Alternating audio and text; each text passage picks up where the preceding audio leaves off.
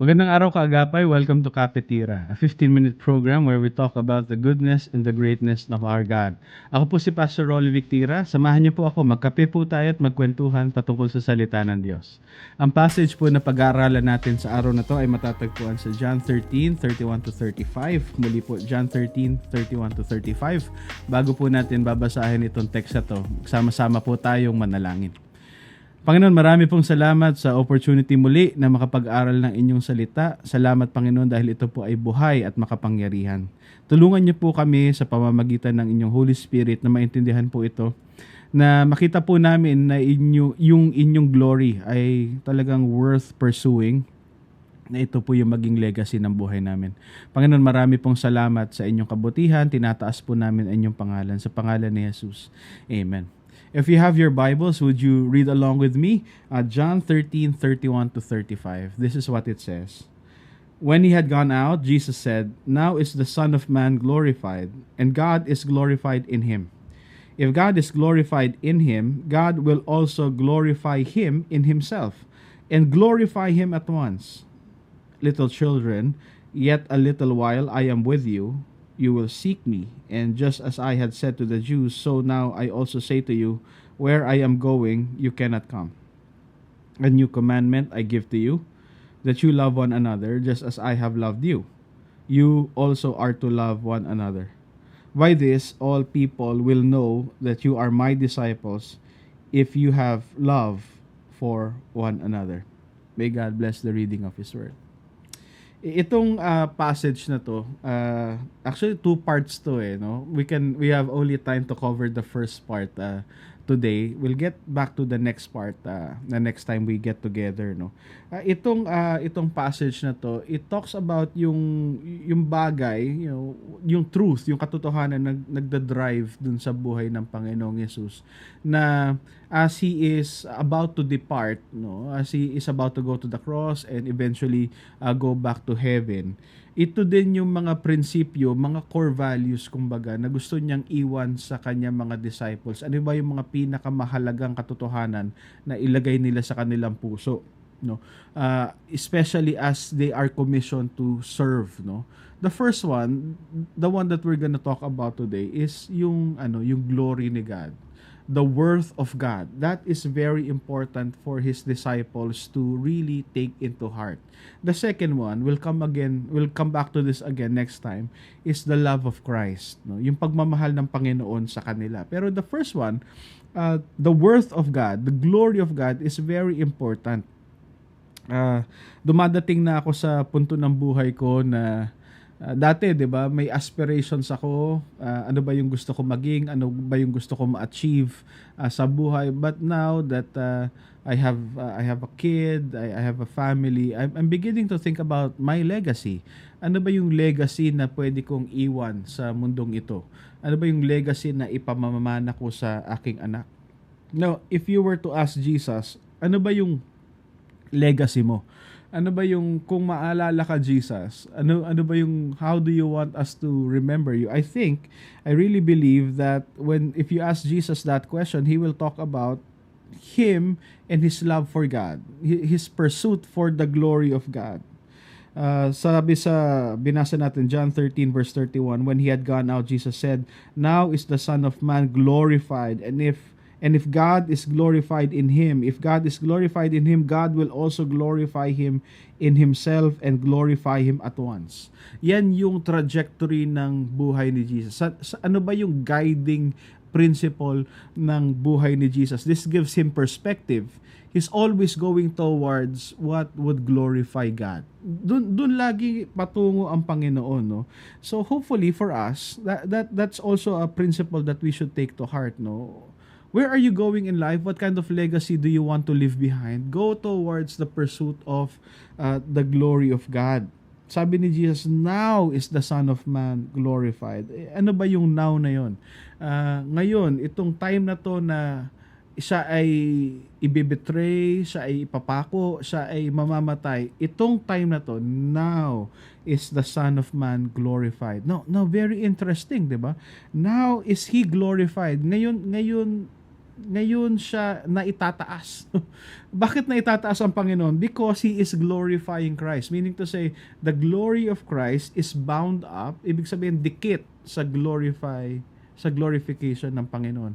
That's a very important principle, perspective for us to have, no? Pag naitataas ang Panginoon, nabibigyan ng dignity ang buhay ni Jesus. Ganon din dapat sa atin. Yung nagbibigay ng kaluguran sa Panginoon, yun din nagbibigay ng ligaya sa atin. It should be wrapped up in that. Especially in the context na pag-usapan natin to last time. Diba si Judas, very discounted yung yung paningin niya kay Jesus, 'di ba? Nagalit siya kay Mary na nag-pour ng perfume kay Jesus, sa presyo naman ni Judas yun, 300 denarii. Kasi kay Judas parang lang siya, half the price. Actually less than half the price, kasi if you convert yung denari sa shekels, which is the price of the 30 pieces of silver, shekel yon. Yung perfume ni Mary, mas mahal 75 pieces of silver yun 75 shekels. Yung presyo ni Judas kay Jesus, 30 pieces of silver lang. Very low view. A very discounted view of Jesus, di ba? Pero si Jesus, ang paningin niya sa Panginoon, it's very high. 'Di ba? Kung may maibibigay pa siyang mataas, 'yun ang ibibigay niya sa Panginoon. So, as he is thinking about his situation, then and there, no, he's about to die, yung word na now. Sabi nga ni Chuck Swindoll, no, for Jesus, death is not a mournful tragedy but a magnificent triumph. Kung ito yung magbibigay ng kaluguran sa Panginoon, ito rin yung magpapasaya sa akin. Sabi ni Leon Morris, the glorification of Christ is connected with what appears to human understanding as the very opposite of glory. But even that, no, sino ba naman maglo-glorify sa crucifixion? Pero sa paningin ni Jesus, no, ito yung magpapasaya sa Ama ko sa langit. Kung ito yung magpapasaya sa Kanya, ito rin ang magpapasaya sa akin. Dikit yon. Yung glory ni God, yun din ang glory ni Jesus. So ano yung principle doon? Yun yung perspective niya. Yun yung principle doon. Ang principle doon, the glory of the Father is bound up with the glory of the Son. Jesus lives for His Father's glory. The Father is glorified in Jesus' life. Remember in Matthew 13:44, sabi ni Jesus, the kingdom of heaven is like treasure hidden in a field, which a man found and covered up. Then in his joy, he goes and sells all that he has and buys that field. Now, I've been meditating on this passage kasi syempre sa akin, para nakita ko yung kaharian ng Diyos, at I'm willing to give up everything just to pursue the kingdom of God, the righteousness of God. But really in the grand scheme of things, something deeper is in this text because si God yun 'di ba? Yung Ama yun na parang for some reason nakita niya na worth treasuring yung mga taong kagaya natin na mga kakasalanan. So what did He do? He gave up everything, 'di ba? He gave up even Jesus. He gave up everything to buy that piece of land, no? Kaya sabi niya sa cross, paid in full. Kasi may pleasure si Jesus sa pagligtas sa atin. So conversely, ganun din dapat yung paningin natin sa Panginoon, no? May na-discover tayong treasure. Ano pa ba yung mas mahalagang treasure kung hindi yung presensya ng Panginoon sa buhay natin? Yung presensya ng Panginoon sa communities natin, sa pamilya natin. Isn't that worth giving everything up for? Isn't that worth sacrificing for? Sabi nga ni John Piper, di ba? God is most glorified in us when we are most satisfied in Him. Yung talagang tinetreasure natin ng Panginoon. Gustong-gusto ko yun. Pagising ko sa umaga, nauna kasi gumising anak ko, no? Pagising ko sa umaga, may tumatakbo papunta sa akin, sumisigaw, Papa, Papa, Papa. Ay, music to my ears. I live for that. Yung anak ko wala siyang kailangan gawin. Wala siyang hindi niya kailangan i-earn 'yon, no? Pero ako maligayang maligaya pag alam ng anak ko na anak ko siya at namumuhay siya bilang anak ko, wala namang mapapaligaya sa akin. Yun din sa Panginoon, 'di ba? When we are satisfied in Him, meaning to say sa Kanya umiikot yung buhay natin. That is what glorifies God the most. Jesus says in John 15:4-5, abide in me and I in you, as the branch cannot bear fruit by itself unless it abides in the vine. Neither can you unless you abide in me. I am the vine, you are the branches. Whoever abides in me and I in him, he it is that bears much fruit, for apart from me you cannot do anything. The more that we abide in Christ, the more that we are satisfied in Him, the more fruitful our lives become. Kita nyo na yun? Pag pinapahalagahan natin si Jesus, nagkakaroon ng halaga yung buhay natin. When we value Christ, there is value to our lives. When we abide in Christ, we are fruitful. Yun ang sinasabi ni Jesus. No? Again, in Jeremiah 9:23 and 24, thus says the Lord, let not the wise man boast in his wisdom, let not the mighty man boast in his might, let not the rich man boast in his riches, but let him who boast in this, that he understands and knows me, that I am the Lord who practices steadfast love, justice, and righteousness in the earth, for in these things I delight, declares the Lord.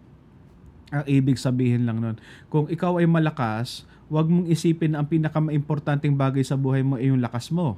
Kung ikaw ay mayaman, huwag mong isipin na ang pinaka-importanting bagay sa buhay mo ay yung yaman mo.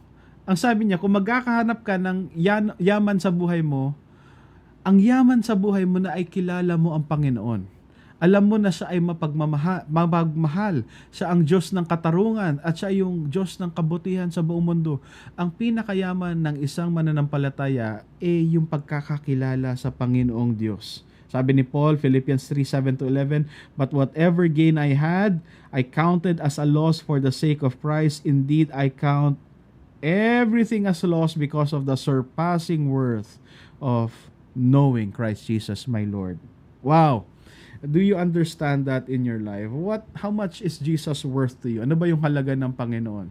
Because if you know that, meron kang persuasion, may ma-conviction ka sa buhay. Real quick, sabi ni Jesus, John 30:31-32, when he had gone out, Jesus said, now is the Son of Man glorified, and if God is glorified in him, God will also glorify him in himself and glorify him at once. Meaning to say, summarize, if God is glorified sa buhay mo, you are on the right track. Even if nasa sitwasyon tayo na parang hindi yan yung tamang daan, like Jesus at that moment, He's about to be crucified, you are on the right track if your pursuit is glorifying God. Second, because God is glorified, you will be vindicated also and will not be put to shame. Hindi ka mapapahiya. Kahit sa mata ng ibang tao, parang mali yung dinadaanan mo, hindi ka mapapahiya kasi the Lord will vindicate you. Just like Jesus, He was rose from the dead. No? He was resurrected from the dead. Ganun din sa buhay natin, nagkakaroon ng kabuluhan yung buhay natin. And finally, because God glorifies at once, you are always secure. Diba? Yung kung immediate yun kasi kung dikit yung birth natin sa glory ni God, yung halaga ng buhay natin sa kadakilaan ng Panginoon, secure ka lagi. So you don't need to worry about anything. So talking about legacy, I hope that we would learn that the glory of God is worth everything. If you're gonna put a trajectory to your life, follow towards the direction of God's glory. Let's join our hearts in prayer. Father, we thank you for this time. Thank you for the opportunity to study your word. I pray that these principles, Lord, would rest deep in our heart. We would find immense worth, Lord, in your glory, and that will be the trajectory of our lives. Thank you, Lord, for this time. We glorify you. In Jesus' name we pray. Amen. Maraming salamat po sa pagsama sa akin dito sa Kapitira. Ang programa natin ay nasa Facebook at Spotify at syempre dito po sa FEBC Radio TV. God bless you po. See you again next time. Bye!